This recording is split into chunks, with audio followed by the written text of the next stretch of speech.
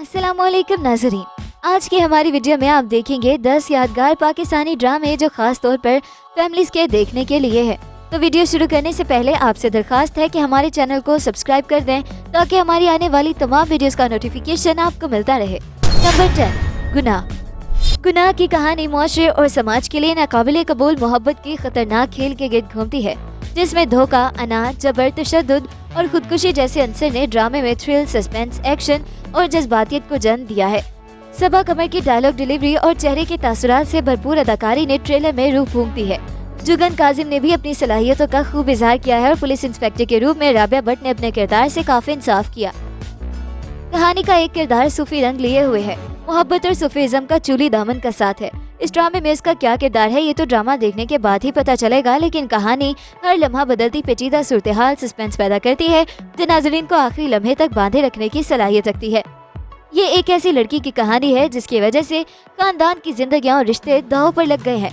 ये मुख्तसर drama serial है जिसका मिजाज वेब सीरीज वाला है। नंबर 9, अगर।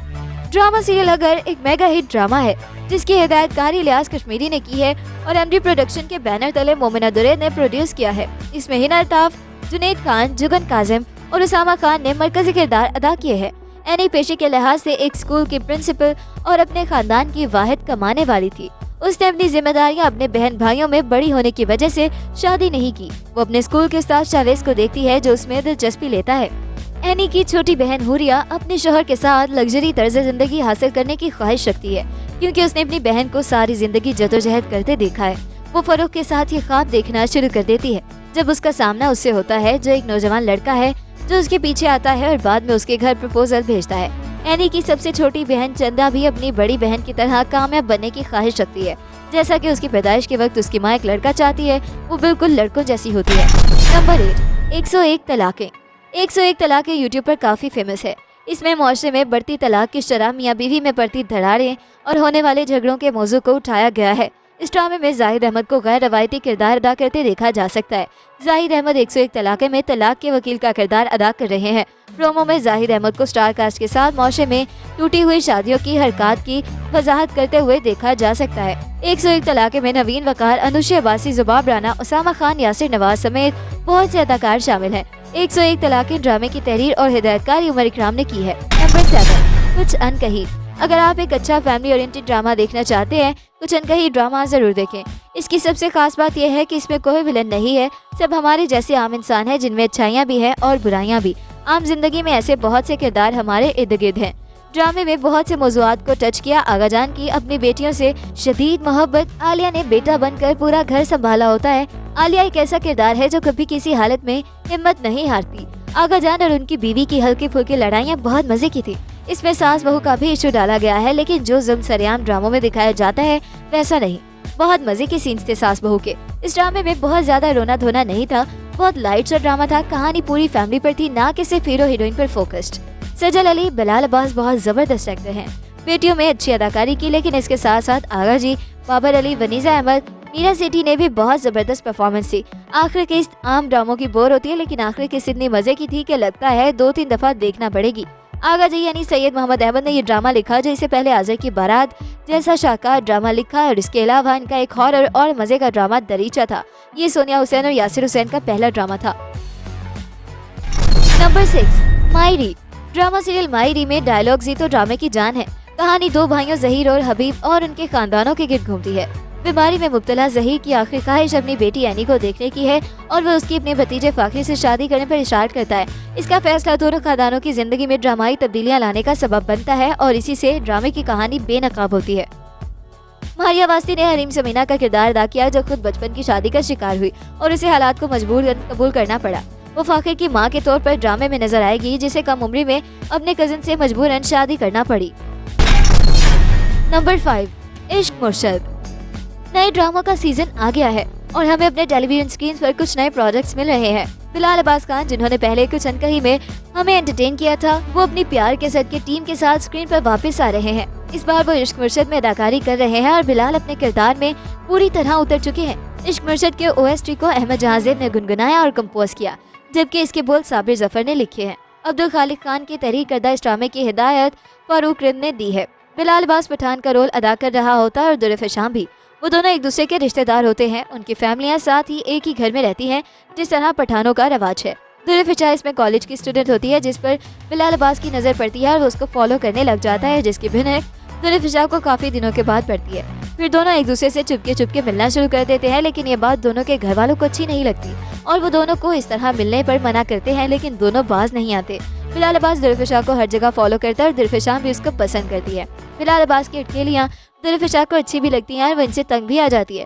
वो घर पड़ते हुए तंग करता है तो जुल्फिशा भी इससे खूब बदला चुकाती है। इनका इस तरह का पूरे ड्रामे में सीन चलता है, लेकिन जब बिलाल के बाप को इस चीज का पता चलता है तो वो उसकी शादी कर देता है। लेकिन बिलाल फिर भी जुल्फिशा से बात करने और मिलने से गुरेज नहीं करता। जुल्फिशा के घर वाले बिलाल अब्बास की इस तरह की हरकतें देखकर उसको जेल के अंदर करवा देते हैं और बिलाल के घर वाले जुल्फिशा के ऊपर झूठा मुकदमा करवा कर उसे जेल भिजवा देते हैं। आखिर में उसे मरवा दिया जाता है। नंबर 4, मेरी शहजादी। मेरी शहजादी एक रोमांटिक सीरियल था जो हम टीवी पर दिखाया जा रहा है। दानिया जो ड्रामे का मरकजी किरदार है, जिस दिन पैदा होती है उस दिन उसकी माँ इस दुनिया में नहीं रहती, इसलिए दानिया को इसके नाना नानी ने पाला है। वो भी शाही खानदान और यहाँ एक सियासी खानदान का हिस्सा है, लेकिन इसके बावजूद उनमें और दानिया में सादगी है। दानिया मोहब्बत भरी कोई रोमानवी जिंदगी गुजारना चाहती है, जिसमें वो कम पैसों में भी गुजारा करने को तैयार है। उसका कहना है कि पैसों के बगैर जिंदगी गुजारी जा सकती है, मोहब्बत के बगैर नहीं। ये जुमला उसकी पूरी सोच की ख्वाबों की अक्कासी करता है, लेकिन अमूमन इंसान को पूरी जिंदगी गुजार कर मोहब्बत और इज्जत की अहमियत का अंदाजा होता है और अक्सर उसे अपने ख्वाबों ही की आजमाइश से गुजरना पड़ता है। दानिया कभी भी इस खानदान की बहू नहीं बनना चाहती थी, लेकिन किस्मत खींच तान कर उसे इस मादी दुनिया में ले आती है। न सिर्फ ले आती है बल्कि मादी और सरमई जिंदगी गुजारने पर मजबूर भी करती है। Number 3, Behroop. Drama serial Behroop एक मोस्ट डिमांडिंग सीरियल है। बहरूप ड्रामे का प्लॉट किंजा और फलक के आसपास है। दोनों का ताल्लुक एक ही खानदान से है। किंजा दोहरी शख्सियत की हामिल खातून है जो सुहेल के साथ खुश और दूसरी तरफ शादीशुदा है और एक शाहाना तर्ज जिंदगी गुजारती है। दूसरी तरफ फलक एक मेहनती नौजवान औरत है जिसने बहुत कुछ किया है। उसने छोटी उम्र में अपने दोनों वालिदैन को खो दिया और उसकी जिंदगी में कोई नहीं है।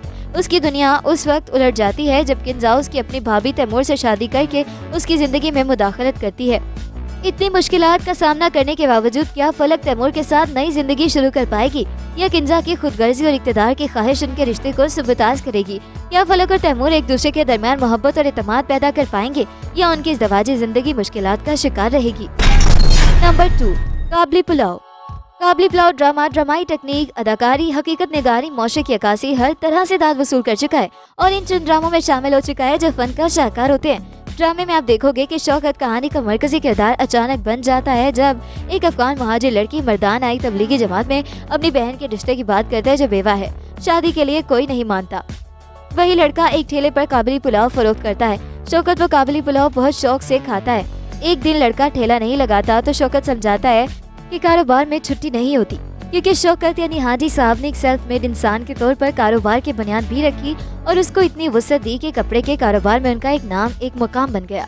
इसके साथ साथ उसने वालिदैन के बाद सब बहन भाइयों की शादी की, उनके कारोबार सेट किए, गैरों के कारोबार सेट करने में मदद की। जिंदगी के इस मेले में उसे अपनी शादी का वक्त ही नहीं मिला और निसिफ जिंदगी गुजार जाने के बाद उसने कारोबार घर बार भी छोटे भाई और उसके खानदान के हवाले किया और खुद तबलीगी जमात के साथ अल्लाह की राह में निकल गया।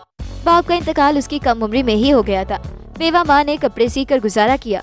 उसे अपनी माँ की जवानी का पल पल याद है और वो रोज माँ की कब्र पे जाता है। उसकी एक मोहल्लेदार खातून शमीम उससे मोहब्बत करती है, लेकिन शौकत उसे जवानी में ही कह देता है कि वो शादी कर ले, मगर वो उसके इंतजार में शादी नहीं करती। शमीम ने खुद को खुद ही शौकत की बीवी मान लिया हुआ है। ड्रामा हो या जिंदगी, मोहब्बत की जंग में औरत ही तन्हा रह जाती है। नंबर 1, जैसे आपकी मर्जी। ड्रामा सीरियल जैसे आपकी मर्जी कौन कौन देख रहा है? आजकल लड़कों में ये ट्रेंड चल रहा है, लड़की पढ़ी लिखी हो, अच्छी जॉब भी हो, लेकिन 98% शौहर अपनी बीवी को ज़हीन तस्लीम नहीं करते और कुछ साइको तो उसे नीचा दिखाने की कोशिश में लगे रहते हैं, ये समझे बगैर कि ज़हीन लड़की घर को बेहतर तरीके से मैनेज कर सकती है। उसे सिर्फ मौका देने और सपोर्ट करने की ज़रूरत है, ना कि उसे हर वक्त नीचा दिखाने की। जैसे आपकी मर्जी ड्रामे में इस मौजू को बहुत अच्छे से दिखाया जा रहा है, मुझे अच्छा लग रहा है। तो ये था हमारा आज का काउंटडाउन। मिलते हैं एक नई वीडियो के साथ। अपना फीडबैक देना बिल्कुल मत भूलिएगा। अल्लाह हाफिज।